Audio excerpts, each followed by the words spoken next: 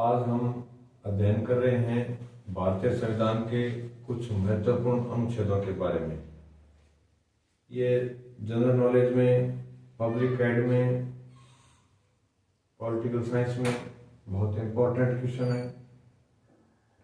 आप इनको ध्यान से पढ़ें। संविधान में अनुच्छेद बहुत हैं, लेकिन सब अनुच्छेद हम याद नहीं रख सकते, तो इसलिए मेरी नज़र में ये चुनिंदा अनुच्छेद हैं। ये यदि आप याद रख लेंगे तो निश्चित रूप से अनुच्छेदों से संबंधित जो भी प्रश्न है वो आप हल कर सकते हैं। तो आइए हम शुरुआत करते हैं। अनुच्छेद 16, इसमें है लोक नियोजन में अवसर की समानता।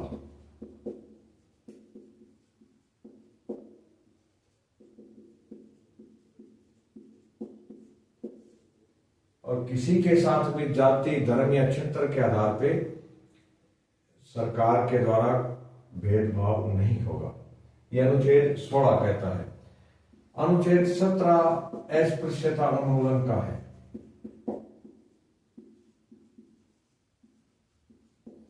यानी अनटचेबिलिटी एबोलिशन, इसको जड़ से समाप्त करना। इसके बाद आता है अनुच्छेद 21। अनुच्छेद 21 में प्राण और दैहिक स्वतंत्रता का अधिकार है। प्राण और दैहिक स्वतंत्रता,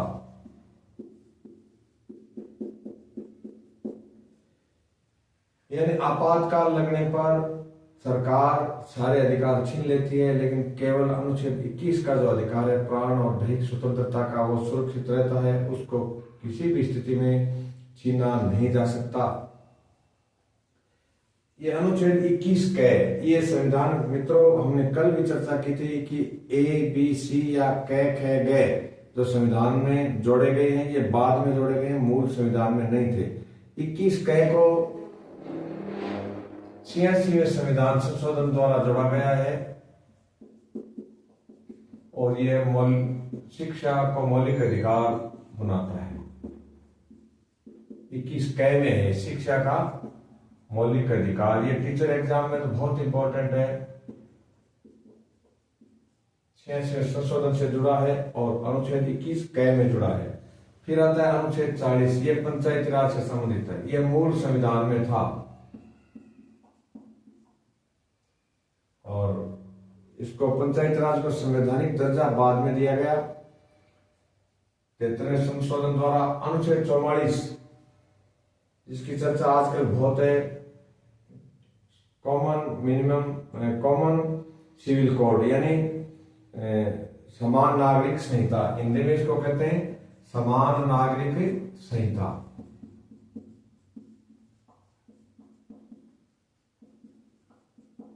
यह वर्तमान में भारत में सिर्फ गोवा में लागू है। इसको पूरे देश में लागू करने का केंद्र सरकार प्रयास कर रही है और मूल संविधान भी समान नागरिक संहिता की बात कह रहा है। ये मूल संविधान में है। अब हम याद रखेंगे कि दोनों 4-4 यानी 44 दोनों 4-4 समान है, तो बहुत ईजी याद रहेगा कि समान है 4-4, तो इसमें समान नागरिक संहिता है। फिर आता है अनुच्छेद 50 का अर्थ होता है 50, यानी 50-50 चांस है, तो इसमें न्यायपालिका 50 में और 50 में होगी कार्यपालिका। तो आप याद रखें न्यायपालिका और कार्यपालिका का पृथक्करण।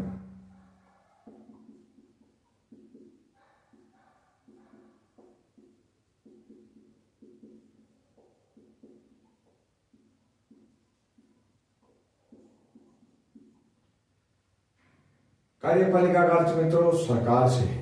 न्यायपालिका हम जानते हैं judiciary, supreme court, high court या सबऑर्डिनेट कोर्ट्स। फिर आता है अनुच्छेद 51 कै, ये भी संविधान में बाद में 1976 में जोड़ा गया।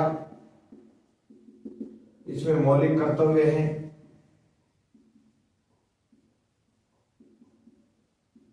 मूल संविधान में मौलिक कर्तव्य नहीं थे, लेकिन 1976 में सरदार स्वर्ण सिंह समिति की सिफारिश पर लागू हुए। ये स्वर्ण सिंह, याद रखें आप, स्वर्ण सिंह समिति की सिफारिश पर यह मूल कर्तव्य लागू हुए। अब मूल कर्तव्य उस समय कितने थे? 10, और वर्तमान में कितने हैं? 11। 11वां है शिक्षा। यानी माता पिता के लिए यह कर्तव्य होगा, मौलिक कर्तव्य 11वां, कि वो अपने बच्चों को प्राथमिक शिक्षा उपलब्ध करवाएं, और सरकार के लिए भी यह है। फिर आता है मित्रों अनुच्छेद 72 और 161। 72 और 161 मैं दोनों को एक साथ जोड़ के इसलिए बता रहा हूं कि आपके अच्छी तरह से याद रहे। 100 से जो कम अनुच्छेद हैं वो केंद्र सरकार से संबंधित हैं, और 100 के बाद वाले ज्यादातर राज्य सरकारों से संबंधित हैं। अनुच्छेद 72 में राष्ट्रपति की क्षमादान शक्तियां,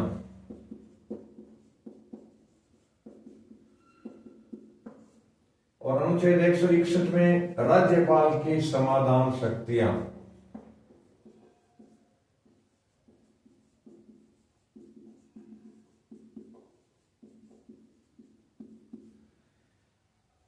अनुच्छेद 72 और अनुच्छेद 161। 161 में राज्यपाल की है, राज्यपाल केवल राज्य सूची से संबंधित किसी आपराधिक मामले में सजा को कम कर सकते हैं, निरस्त कर सकते हैं, और सेना के द्वारा दिए गए दंड के बारे में राज्यपाल कुछ नहीं कर सकते, और मृत्युदंड को राज्यपाल को क्षमा करने का अधिकार नहीं है।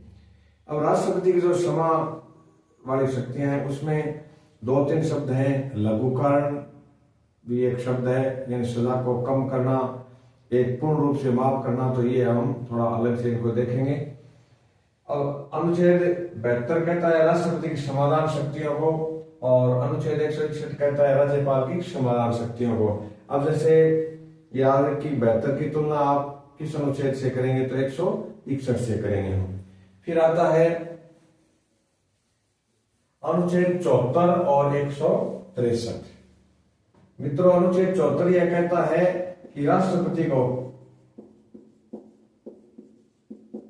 कार्य में सहायता के लिए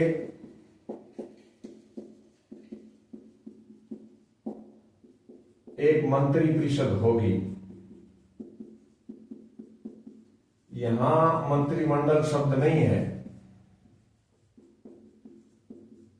यह संघ के मंत्रिपरिषद के बारे में है।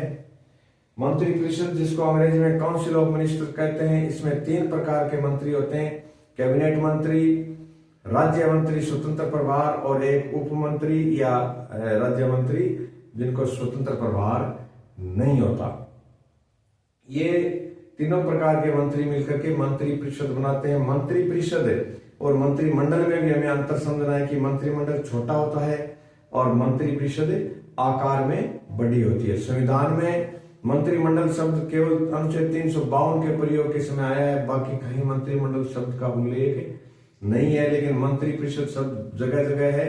और ये अनुच्छेद 74 में प्रावधान है कि राष्ट्रपति को सलाह और सहायता देने के लिए मंत्री परिषद होगी, जिसका मुखिया प्रधानमंत्री होगा।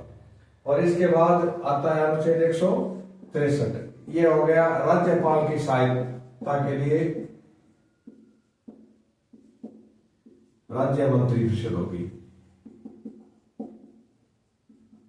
क्योंकि राज्य में और देश में जो भी सरकारी कार्य होते हैं, जो भी नियुक्तियां होती हैं, समझौते होते हैं, वो राष्ट्रपति या राज्यपाल के नाम से होते हैं। राज्यपाल की सहायता के लिए राज्य मंत्री परिषद होगी। ये अनुच्छेद 163 कहता है इस बात को। और दोनों को जोड़ के साथ पढ़ें कि अनुच्छेद 72, अनुच्छेद 161, अनुच्छेद 74 केंद्रीय मंत्री परिषद और अनुच्छेद 163 ये हो गया राज्य मंत्री परिषद के बारे में। अब हम थोड़ा सा आगे चर्चा करते हैं। अनुच्छेद 78 क्या कहता है? 78 और अनुच्छेद 167।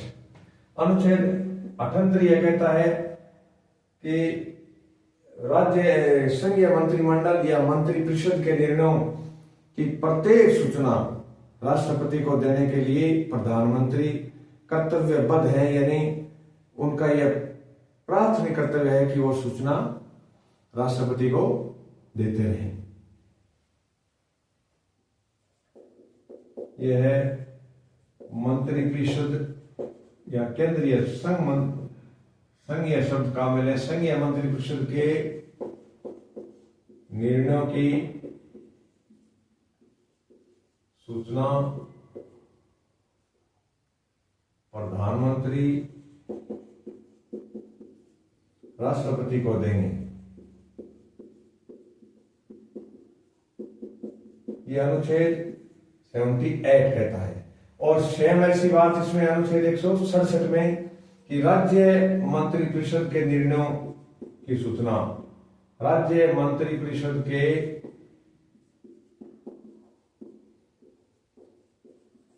निर्णयों की सूचना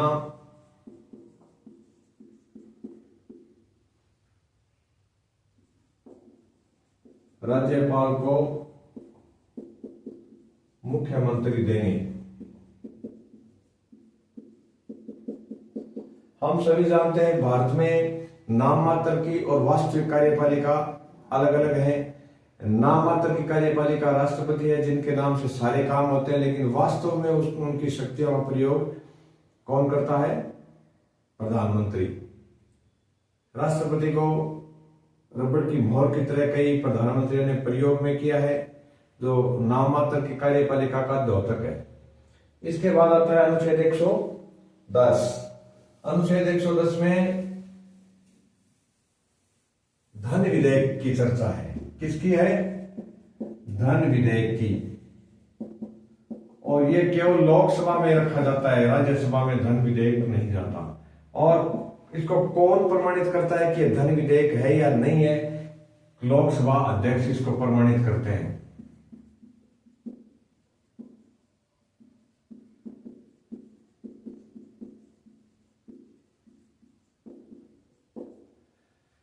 मित्रों, धन विधेयक लोकसभा में राष्ट्रपति की अनुमति के बगैर नहीं रखा जाता है। तो कई प्रकार के प्रश्न आते हैं कि किसकी अनुमति से लोकसभा में धन विधेयक रखा जाएगा? तो उसका जवाब है राष्ट्रपति। और कौन ये तय करता है कि यह विधेयक धन विधेयक है या नहीं है? ये निर्णय देने वाले होते हैं लोकसभा के अध्यक्ष।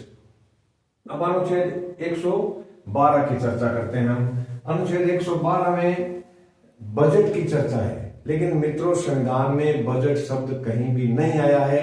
हम अखबार में पढ़ते हैं कि केंद्र सरकार ने बजट प्रस्तुत किया, हम पढ़ते हैं कि राज्य सरकार ने बजट प्रस्तुत किया। बजट शब्द लोक प्रचलित है, लेकिन इसका संविधान में बजट नाम से कहीं उल्लेख नहीं है। ये कॉमर्स में भी आपके इंपॉर्टेंट है, इकोनॉमिक्स में भी इंपॉर्टेंट है, जीके में है ये। अनुच्छेद 112 में वार्षिक वित्तीय विवरण शब्द है। क्या है?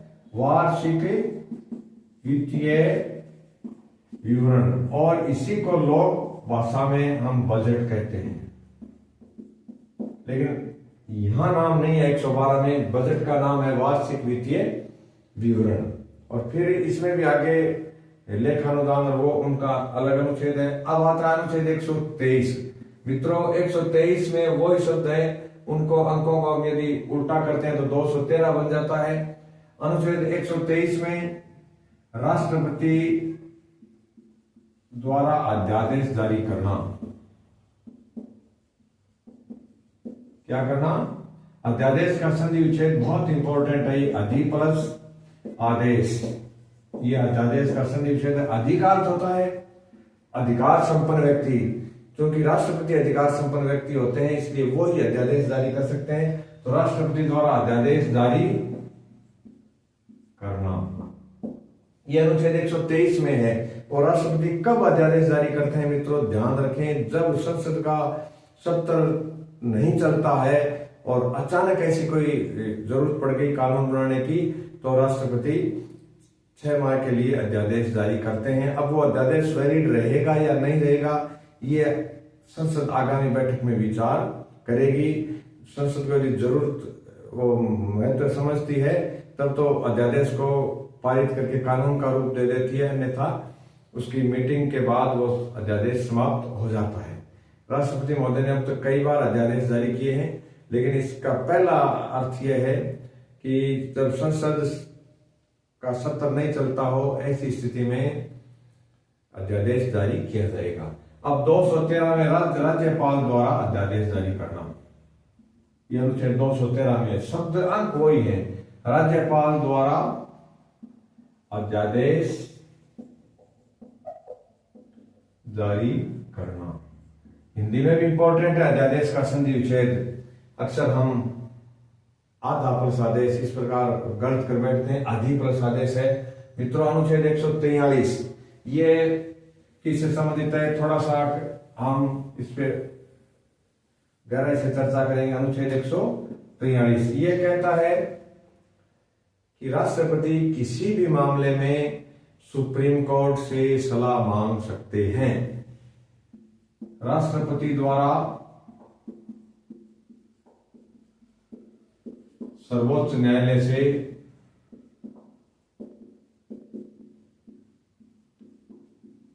कानूनी सलाह मांगना।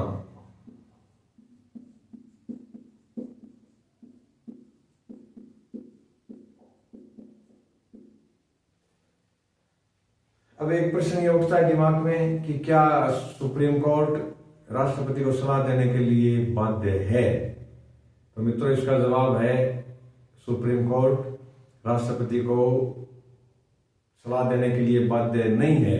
यदि कोर्ट अपनी इच्छा से देता है तो वो दे सकता है, अन्यथा वो इनकार कर सकता है। थोड़े वर्ष पहले हमने देखा राम मंदिर के मुद्दे पर जब राष्ट्रपति महोदय ने सुप्रीम कोर्ट से राय मांगी थी तो सुप्रीम कोर्ट ने उस पर इनकार कर दिया था। यानी सलाह देना या नहीं देना कोर्ट पर निर्भर है, कोर्ट इसके लिए बाध्य नहीं है। फिर आता है अनुच्छेद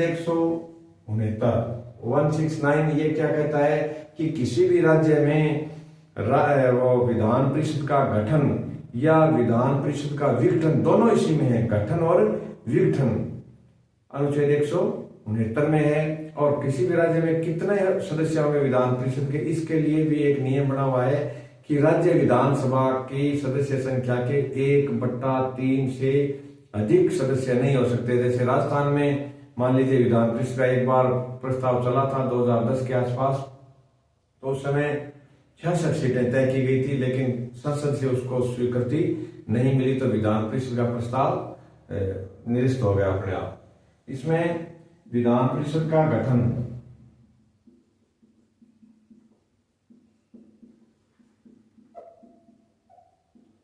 और विघटन, ये दोनों चीजें हैं इसमें, गठन और विघटन। कई राज्यों में जैसे उत्तर प्रदेश में, महाराष्ट्र में, बिहार में, तेलंगाना में विधान परिषदें कार्य कर रही है। पश्चिम बंगाल में विधान परिषद के सदस्य को, जैसे विधायक को एमएलए कहते हैं, उसको एमएलसी कहा जाता है। क्या कहते हैं उसके मेंबर को? एमएलसी, यानी मेंबर ऑफ लेजिस्लेटिव काउंसिल कहा जाता है। एमएलसी भी मिनिस्टर बन सकते हैं, यानी राज्य जैसे केंद्र में राज्यसभा वाले मंत्री बन सकते हैं, कितने भी बन सकते हैं, पूरे भी बन सकते हैं। तो उसी प्रकार विधानसभा के विधायक की तरह ही ये भी मंत्री बन सकते हैं। इनके लिए राज्यसभा की तरह न्यूनतम आयु है वो 30 साल है। राज्यसभा का सदस्य बनने के लिए आयु है 30 साल। तो विधान परिषद के सदस्य के लिए भी न्यूनतम आयु कितनी है? इसके लिए 30 साल है। 30 से कम वाला विधान परिषद का सदस्य नहीं बन सकता। विधान परिषद में 1/6 सदस्यों को राज्यपाल मनोनीत भी करते हैं। विधान परिषद के गठन की प्रक्रिया थोड़ी अलग है। फिर आता है अनुच्छेद 32 और 226 मित्रों। सर्वोच्च 32 में तो है सर्वोच्च न्यायालय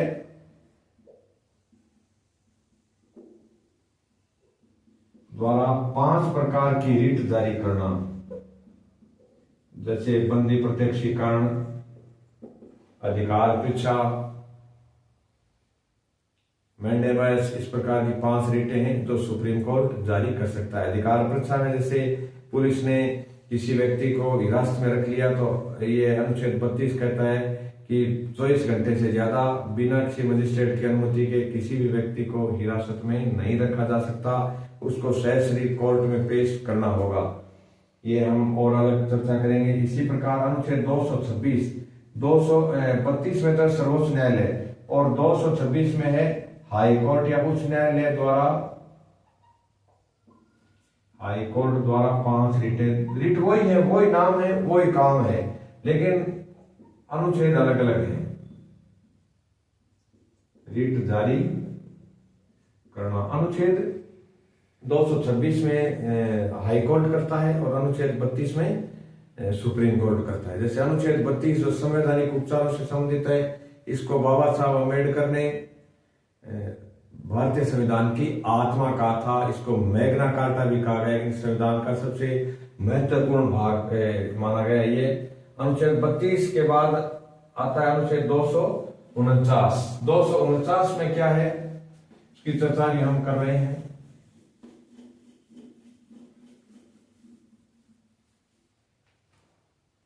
249 में राज्यसभा किसी भी राज्य सूची की या समवर्ती सूची के मामले को संघ सूची में डाल सकती है। ये शक्ति केवल राज्यसभा को है और लोकसभा से इसका एक ये अंतर भी बनता है।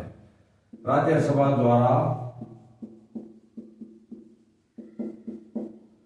राज्य सूची के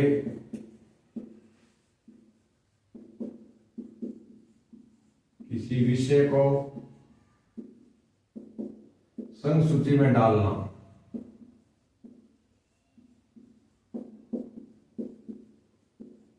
यह राज्यसभा का विशेष अधिकार है। फिर आता है अनुच्छेद 265। 265 क्या कहता है, वो ये कहता है कि विधि के प्राधिकार के बिना कोई कर नहीं लगाया जा सकता। यानी संसद या राज्य में राज्य की विधानसभा या विधान परिषद, जिसको हम विधायिका कहते हैं, वो ही अनुमति देकर के टैक्स लगा सकती है। सरकार अपनी इच्छा से कोई टैक्स नहीं लगा सकती। तो अनुच्छेद 265 में ये लिखा हुआ है कि विधि के प्राधिकार के बिना, प्राधिकार का अर्थ होता है शक्ति, प्लस अधिकार, विधि के प्राधिकार के बिना, इसका सजीव शब्द भी आप लिखें प्लस अधिकार, विधि के प्राधिकार के बिना कोई कर, जिसको अंग्रेजी में टैक्स कहते हैं, नहीं लग सकता। ये हमारा अनुच्छेद 265 कहता है। अब आता है मित्रों अनुच्छेद 280। इसमें वित्त आयोग का गठन है। राज्य वित्त आयोग नहीं, राज्य वित्त आयोग अनुच्छेद 243 में आता है। वित्त आयोग जो केंद्रीय वित्त आयोग है, वो वित्त आयोग का गठन, और ये आजादी के तुरंत बाद 1951 में शुरू हो गया था। फिर आता है अनुच्छेद 300। अनुच्छेद 300 बहुत इंपॉर्टेंट है कि राज्य या संघ पर मुकदमा,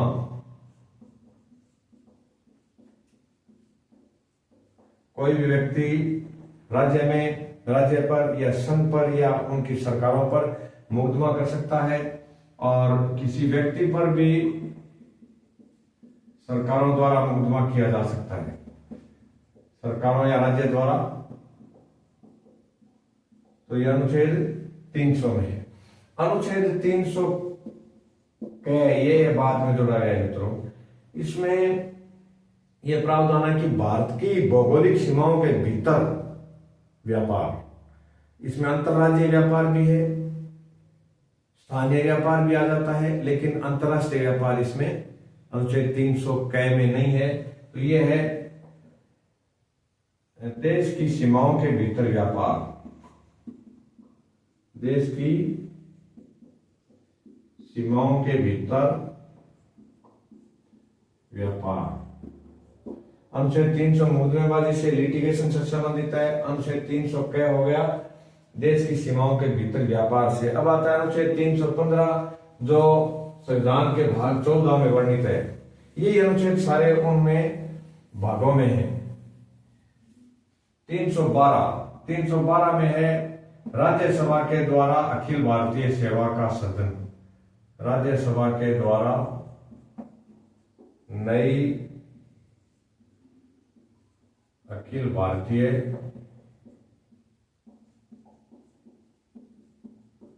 सेवा का सर्जन, जैसे आईपीएस है, आईएएस है, ये दो सेवाएं तो आजाद हुआ उस समय भी बन गई थी। Indian police service, Indian administrative service, लेकिन तीसरी सेवा, तीन ही सेवाएं हैं।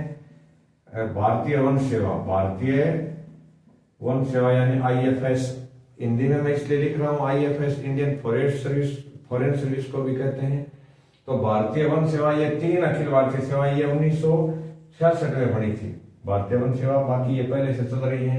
फिर आता है अनुच्छेद 315, ये संघ या राज्य लोक सेवा आयोग से संबंधित है। इसमें कल हमने चर्चा की थी, ज्वाइंट पब्लिक कमीशन भी हो सकते हैं, ज्वाइंट पब्लिक कमीशन जो 2 या अधिक राज्यों के होते हैं, ज्वाइंट पब्लिक कमीशन। फिर आता है अनुच्छेद 324, ये निर्वाचन से संबंधित है, निर्वाचन आयोग से संबंधित है, ये निर्वाचन आयोग। ये भी कल उसने निर्वाचन आयुक्त ने इस्तीफा दिया है, तो निर्वाचन आयोग भी थोड़ा समाचार पत्रों की सुर्खियों में है, इसको ध्यान से देखें। अनुच्छेद 352 में आपातकाल, राष्ट्रीय विद्रोह, सशस्त्र विद्रोह या बाह्य आक्रमण की स्थिति में आपातकाल लगता है। ये मित्रों भारत पाकिस्तान युद्ध के समय, भारत चीन युद्ध के समय और एक बार इंदिरा गांधी के द्वारा अघोषित तरीके से इसको लगाया गया था। 356 में राज्य में राष्ट्रपति शासन, राज्य में राष्ट्रपति शासन, इसका भी सभी पार्टियों की, केंद्र सरकारों ने इसका कई बार दुरुपयोग किया है। और इससे संबंधित एक फेमस मुकदमा भी है, वो है SR बॉम्बई वाद। अनुच्छेद 356 के दुरुपयोग को रोकने के लिए सुप्रीम कोर्ट में मुकदमा चला था। 356 में 2 प्रकार की स्थिति आती है कि कई बार राज्य की विधानसभा को 356 लगते ही भंग कर दिया जाता है, और एक स्थिति है जब निलंबित यानी सस्पेंड किया जाता है, कि जैसे 3 महीने 4 महीने के लिए उसको सस्पेंड किया जाता है। और जब स्थिति कानून के मुताबिक आती है तो विधानसभा को पुनः रीइंस्टेट यानी पुनः स्थापित कर दिया जाता है, और अनुच्छेद 356 को हटा लिया जाता है। तो 356 में हमेशा विधानसभा भंग नहीं होती, हो सकती है लेकिन हमेशा विधानसभा भंग नहीं होती, ये ध्यान रखें। फिर आता है अनुच्छेद 360, ये मित्रों वित्तीय आपातकाल से संबंधित है। वित्तीय आपातकाल जो आज तक हमारे देश में कभी नहीं लगा, एक बार भी नहीं लगा है। वित्तीय आपातकाल लगने का मतलब होता है कि देश की या संबंधित राज्य की आर्थिक स्थिति बिल्कुल खराब है, वो कर्ज का 1 पैसा भी चुका नहीं सकता। तो ऐसी स्थिति में मान लीजिए कहीं वित्तीय आपातकाल लग जाता है, कई देशों में लगा हुआ है, तो भारत में भी ये लग जाता है। तो जो भी कर्मचारी है, मान लीजिए एक कर्मचारी 70,000 रुपये मासिक ले रहा है, तो उसको 70,000 रुपये नहीं मिलेंगे, क्योंकि सरकार के पास देने के लिए कुछ नहीं रहता। तो ऐसी स्थिति में जीवन निर्वाह के लिए उसको कितने पैसे चाहिए, जो एक सामान्य नागरिक के जीवन निर्वाह के लिए होते हैं, उतनी राशि को 360 के वित्तीय आपातकाल लगने पर दिया जाता है। मित्रों, इस वीडियो को आप ध्यान से पढ़ें, ये निश्चित रूप से क्वेश्चन एग्जाम में आएंगे, और आप यदि इसको गौर से पढ़ोगे तो आपके ये संविधान की महत्वपूर्ण और मूलभूत विशेषताएं समझ में आ जाएंगी। धन्यवाद।